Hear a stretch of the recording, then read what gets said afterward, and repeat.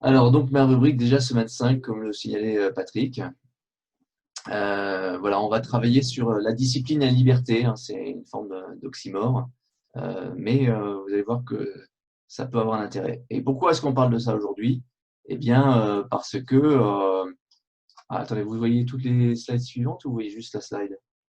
On voit la première pour l'instant. Ok. Le fait que, alors qu'on a beaucoup de temps, hein, on est confiné,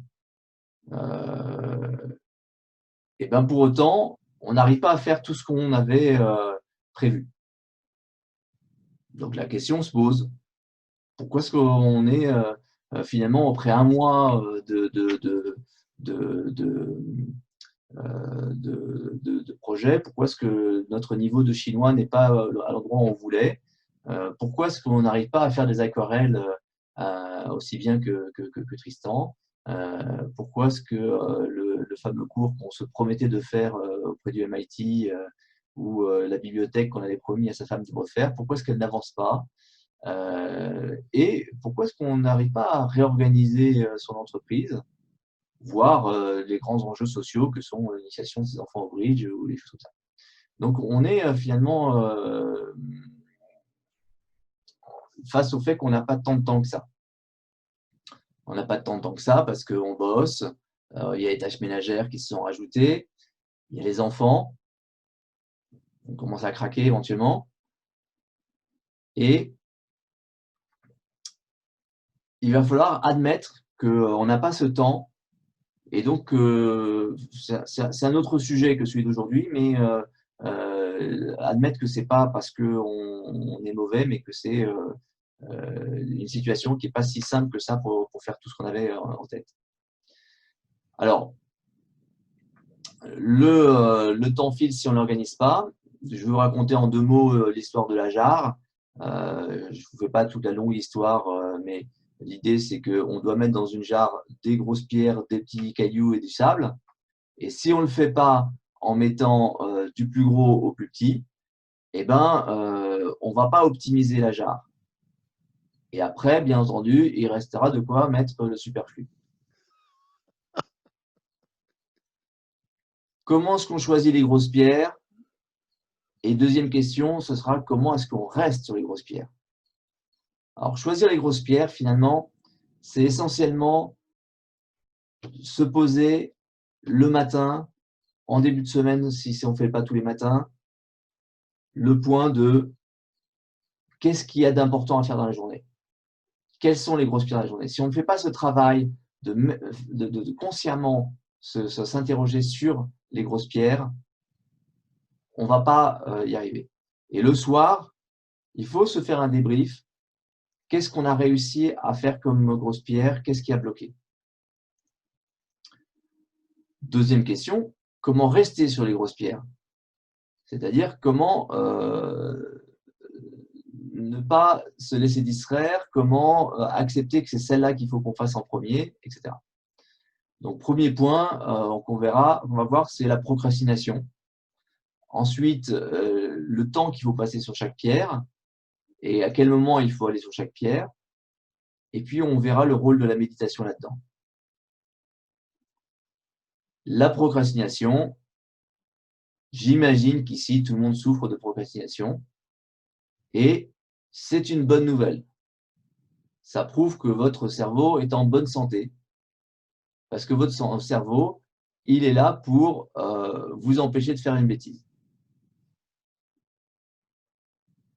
Il est là pour vous empêcher de vous faire mal. Donc, je voudrais que vous considériez cette partie du cerveau comme votre petit singe et avec qui il va falloir dialoguer. Car votre cerveau va vous suivre un certain temps. Au moins jusqu'à votre mort, a priori. Peut-être. Donc le cerveau, il faut le rassurer. Lui montrer les côtés positifs de la tâche. Donc ça, on fait ça avec la visualisation. Le côté fun. Vous demanderez à Tristan, il vous expliquera comment certains de ses clients se mettent en groupe pour faire tous ensemble leur coup de téléphone de prospection. Et il faut aussi lui montrer que c'est temporaire. On ne va passer que 25 à 55 minutes sur une tâche et c'est un deal et on ne va pas y déroger. Alors, le petit singe, là, on ne va pas le forcer. Et le petit singe, on ne va pas le tromper non plus. Parce qu'il vous connaît, il va s'adapter. Donc, vous réussirez à l'avoir une fois avec le trompe-l'œil, mais pas deux. Et le petit singe, il faut le récompenser. Donc, pour certains, ça ressemble à ça. Pour moi, c'est plutôt ça, mais c'est une affaire très personnelle. Deuxième point, il faut transformer la tâche en habitude. Ça veut dire quoi? Ça veut dire qu'il faut trouver des déclencheurs. Donc là, on est sur tout ce qui est la science de l'addiction. On veut transformer la tâche en une addiction. On veut transformer les petites choses qu'on a envie de mettre tous les jours en addiction. Donc, il faut trouver un déclencheur. Par exemple, si vous décidez que le déclencheur pour faire une série de 10 pompes, c'est le brossage de dents, eh bien, vous allez dire, je ne vais pas commencer mon brossage de dents tant que je n'ai pas fait les 10 pompes. Donc, vous avez une certitude que cette action de faire les pompes aura toujours lieu si vous vous brossez les dents. Comme a priori, le brossage de dents fait partie des habitudes, il y a des chances que les pompes puissent faire partie de l'habitude. Donc, c'est le déclencheur brossage de dents et le process. Quand je vais me brosser les dents, je fais mes 10 pompes avant. Tout ça n'existera que par la répétition. Et on considère que c'est à partir de 7 ou 8 répétitions que ça commence à être le début d'une habitude. Donc, il va falloir juste vous forcer pour les 7 premières itérations. Mais après, ça devient de plus en plus facile et du coup, ça vous permet d'y mettre de la récompense, comme je vous le présentais tout à l'heure. Alors, combien de temps sur les grosses pierres? Il y a un temps de focalisation et il y a le temps du singe. Je vous le disais tout à l'heure, 25 à 55 minutes, c'est un maximum. Ça ne sert pas grand-chose de faire plus. Et le gros danger, c'est de se dire « Ah, mais c'est bon, c'était le 6 mètres qui était difficile, donc je vais maintenant que j'y suis, je vais y rester. » Et là, vous êtes en train de tromper votre petit singe. Vous êtes en train de lui faire un piège. Et donc, il va s'en souvenir la prochaine fois et il va vous empêcher. Alors, une question intéressante, on ne va pas forcément la développer trop dans le détail, mais j'ai quelques références là-dessus. C'est quand? Alors, quand, c'est une question d'heure utile. David Rock a fait tout un livre là-dessus, ou en tout cas dans un de ses livres, il en parle abondamment, Your Brain at Work. Ce qu'il dit pour faire court, c'est qu'il y a des moments dans la journée où notre cerveau est au taquet et plein d'énergie. Et c'est ces moments-là qu'il faut utiliser pour les grosses pierres. On aura toujours assez d'énergie pour les petites pierres. Donc, typiquement, le matin, vous commencez par ça. Si vous faites à la place vos emails, eh bien, vous allez utiliser un cerveau en pleine forme pour faire une tâche finalement qui pourrait être faite avec un cerveau fatigué. Et quand vous allez arriver en fin de matinée avec votre cerveau fatigué, vous n'allez plus être capable de faire les grosses tâches. Donc, vous allez vous heurter à un mur et vous allez en souffrir et vous dire que finalement, vous n'êtes pas fait pour ça et retomber dans la procrastination. Donc, tout ça, c'est quand même relativement lié à des cycles de glycémie. Le matin, quand on se lève, tout va bien. Et puis après, comme on a pris le petit-déj et qu'on a une pause, avant le déj, on est mort. Et puis après le déj, bon, on est en forme de enfin, on est un peu, on a une capacité qui est atténuée par la digestion, mais quand vous arrivez sur la fin d'après-midi, ça revient. Puis après, il y a l'heure du dîner, donc ça redescend. Et puis vers la fin de soirée, ça revient. Dan Pink a fait aussi des choses très intéressantes, c'est qu'il a écrit un livre entier sur le web, dans lequel il dit, bizarrement, par exemple, n'allez pas dans un hôpital en début d'après-midi, c'est là où il y a le plus grand nombre d'erreurs médicales. Il a fait tout un travail pour dire on fait très attention à comment on va faire les choses, mais on fait rarement attention à quand. Donc, il y a, vous voyez, de quoi approfondir sur ce sujet. La méditation, ce que je voudrais évoquer, c'est la méditation de pleine conscience. Donc, c'est une forme de musculation du cerveau. Ça veut dire qu'il faut se mettre ici et maintenant, donc s'interdire de penser au futur ou de penser au passé. On ne ressasse pas sur ce qu'on aurait dû faire et on ne se pose pas la question de ce qu'on va faire après. À chaque fois que c'est le cas, on reprend en main le petit singe et on revient dans le ici et maintenant. Qu'est-ce qu'on vit là maintenant?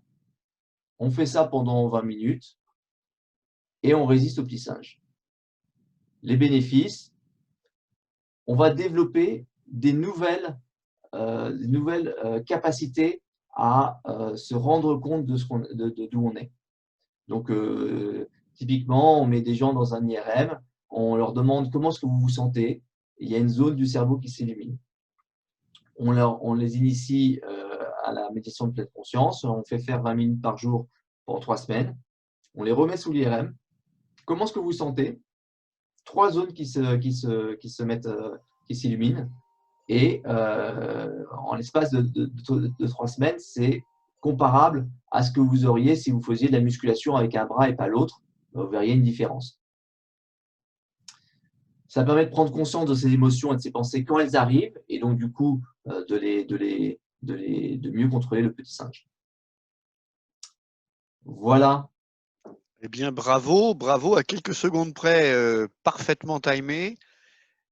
On va prendre quelques questions. Si tu peux repasser sur l'écran général. Jean-Christophe, merci.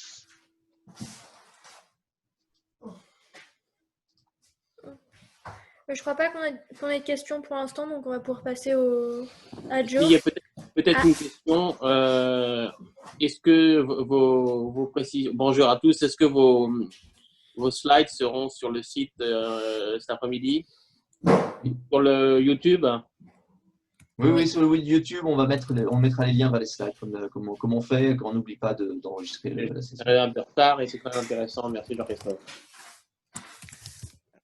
Très bien, merci Geoffroy. Il y avait une petite remarque sur Pomodoro, qui est une jolie technique aussi. On pourra y revenir. Et bien sûr, ce que Jean-Christophe évoque en 10 minutes, c'est survoler le sujet, mais c'est quand même de belles pistes à approfondir. On me pose la question, un conseil de site de livre pour initiation à la méditation. Il y a des petites applications sur mobile qui sont très suffisantes. Petit Bambou ou Calm, CALM, qui est en anglais. C'est très suffisant, ça vous guide dans le process et ça vous encourage à y retourner. Headspace, effectivement, est le troisième bien connu. Parfait, merci Jean-Christophe.